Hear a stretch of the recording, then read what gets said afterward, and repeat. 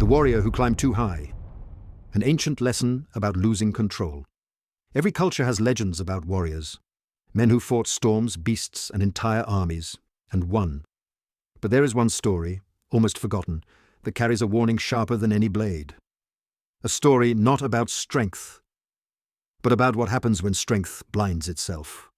Long before cities, before kingdoms, in a world ruled by cold winds and animal tracks, there lived a warrior whose skill fed not just his family, but his entire tribe. His arrow never missed. His instincts were pure. His steps were silent. And people whispered that the spirits of the forest guided his hand. He hunted not for glory, but for duty. Every winter, every storm, every hungry mouth, he carried them all on his shoulders, and he never failed. But perfection is a dangerous thing. It teaches a man that losing is impossible. And nothing is more fragile than a man who cannot accept defeat. One morning, under a sky bruised with gathering clouds, the warrior set out alone. The wind tasted wrong, metallic, sharp, full of warning, yet he pressed on. Hours passed. No prints, no shadows, no sign of life anywhere. It was as if the world itself had vanished. And then, a whisper inside him. A soft, honest truth. Turn back. Not every day is meant to be won. There is another sunrise, another hunt. The universe always speaks first in quiet voices. But another voice rose deeper inside him, heavier, darker, burning like coal. No, I will not return empty-handed. Not today. Not ever. Pride, disguised as determination. He walked toward the great mountain, a giant of stone already drowning in snow and storm. There, on a distant ridge, he finally saw it.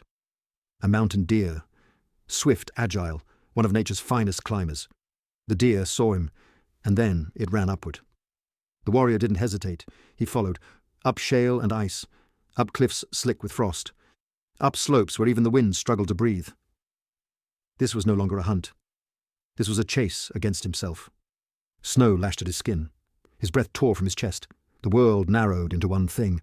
The deer, the goal, the victory he must achieve, no matter the cost.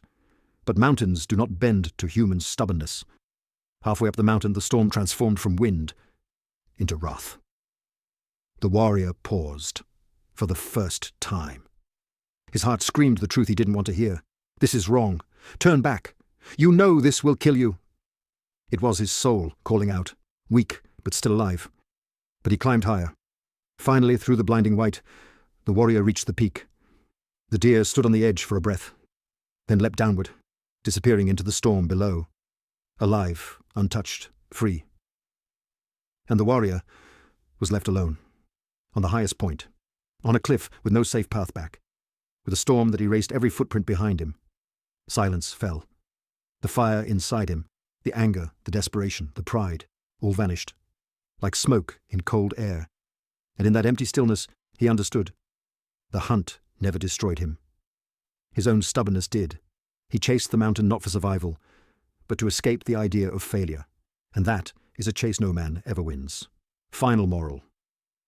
Life is a hunt. Some days you return with victory. Some days the world gives you nothing. No tracks, no chances, no prey. The storm is our frustration.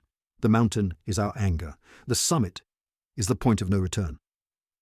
Before every bad decision, there is always a whisper. Stop. Turn back. Tomorrow will be better. Ignore it. And you climb a mountain you never meant to climb. Anger fades. Moments pass. But the consequences remain. True strength is not in the arrow or the chase or the victory. True strength is hearing the universe's warnings and listening. Because even the greatest warrior becomes lost when he climbs too high.